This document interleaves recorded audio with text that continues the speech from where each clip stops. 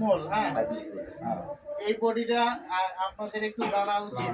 এই বডিটা আমি বাল্ক আয়রনের পরে, কোয়ালিটি পাস করার পরে, কালকে আবার ইন্সপেকশনের পরে এটি আবার নতুন করে আয়রন করা।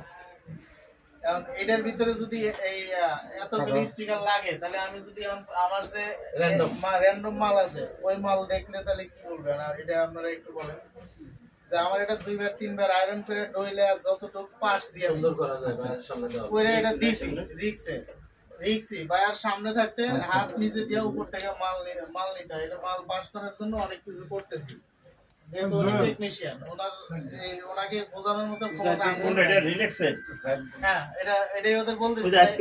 হ্যাঁ, এতটুকু পাকারিং এখানেও স্টিকার উনি লাগাইতেছে। হ্যাঁ, লাগাইয়া বলতেছে এটি চলবে না। রাজু আছে, রাজু